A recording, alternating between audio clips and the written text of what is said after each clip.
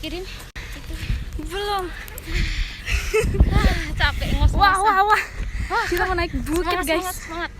Demi masa depan, demi membahagiakan orang tua saya tercinta ya, terutama papa saya, my love-ku.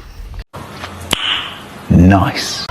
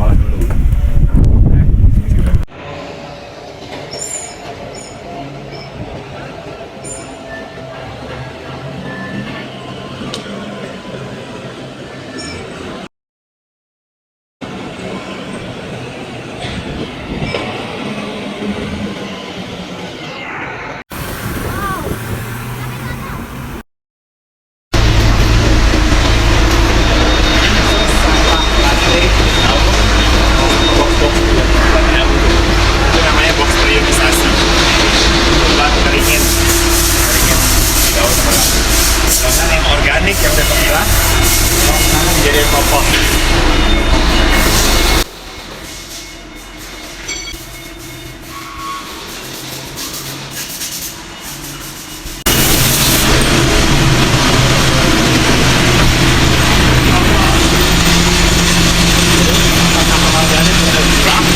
Dikacak jadi kompos, itu bukan kompos. Jadi kalau udah jadi komposnya malah mau ke depan itu mengayang, yang penting ukuran yang sama kompos. Yang depan.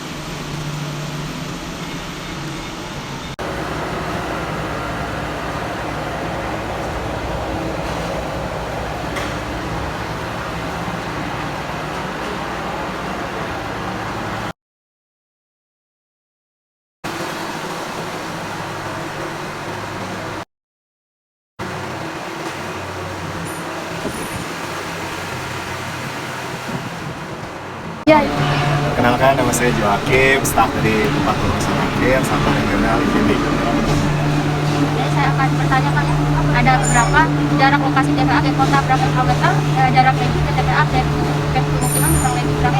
Dari kota itu sekitar 10 sampai 16 km. Kota Mataram ya, ke TPA. Sedangkan untuk pemukiman kita langsung berbatasan di sini.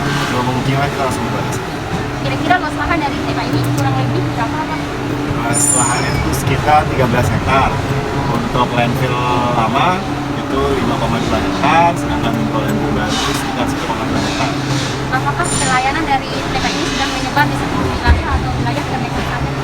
Untuk area pelayanannya kita di sini menerima sampah dari Kota Mataram dan Lombok Barat saja. Karena yang untuk lainnya sudah punya TPA sendiri. Jumlah sampah yang diterima setiap hari kurang lebih?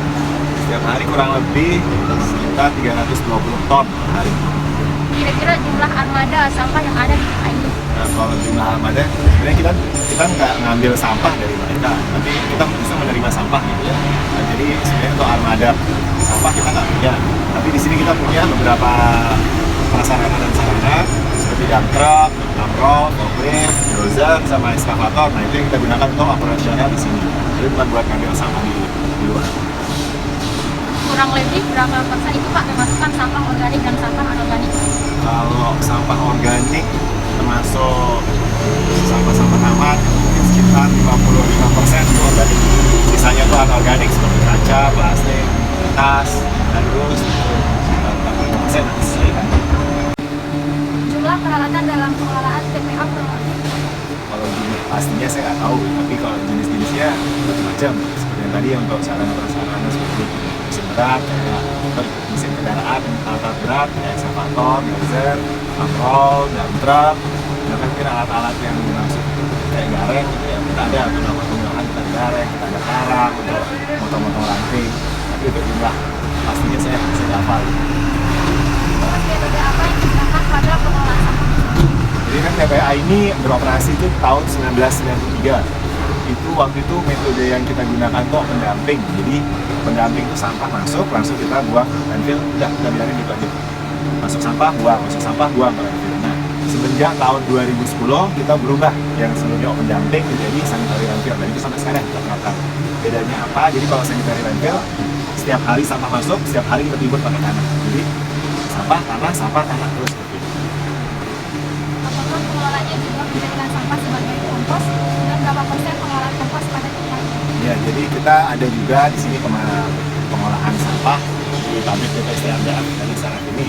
Jadi ketika sampah masuk, itu langsung dilakukan pemilahan. Yang masih memiliki nilai jual, nilai ekonomis seperti kertas, kardus, plastik, itu kita jual, kita hasilkan. Sedangkan sampah-sampah organik yang masuk, itu langsung dijadikan kompos. Dan itu rencananya akan kita jual. Dampak lingkungan apa saja yang terjadi akibat Dampaknya yang positif, negatif. Kalau dampak positif ya pertama apa ya? Kota kalian bersih kan? Bebas dari sampah kan? Karena sampahnya dibawa ke sini. Jadi banyak sebenarnya ya kita dalam pembukaan TPA ini banyak lah dampaknya. Jadi ketika kita membuang sampah itu nggak hanya sampah aja yang bakal kita buang, yang kita kelola itu. Ada udara juga kan jadi bau kan? Nah itulah fungsinya sanitary landfill tadi. Kita sampah masuk, mengurangi bau, tutup pakai tangan. Kemudian ketika kita udah numpuk sampah, itu kebentuk air sampah yang kita namakan lini. Nah lini ini nggak boleh langsung dibuang ke lingkungan karena itu berbahaya. Jadi kita olah juga lini. Dampak sosial juga ada. Maksudnya beberapa warga masih keberatan dulu dengan adanya TPA gitu karena masih bau kan. Masih ada lah dampak seperti itu. tapi kemarin juga sejak masyarakat kalau supaya bisa ada tujuannya Ya kita tetap melakukan koordinasi, kita tetap diskusi, kita cari solution lah. Dan juga kan sebenarnya mayoritas pekerja di sini ini dari desa-desa sekitar. Kesimpulan dari observasi kita adalah kehadiran sampah merupakan salah satu persoalan yang dihadapi oleh masyarakat dan permulaan kota, terutama dalam hal penyediaan sarana dan prasarananya. Keberadaan sampah tidak diinginkan bila menghubungkan dengan faktor kebersihan, kesehatan, keindahan, dan kenyamanan estetika. Sampah bukan merupakan persoalan pemerintahan semata, tetapi menjadi masalah kita semua. Untuk itu perlu kendaraan dan kerjasama antara pemerintahan dan masyarakat, jenis sampah organik dan anorganik. Sekian.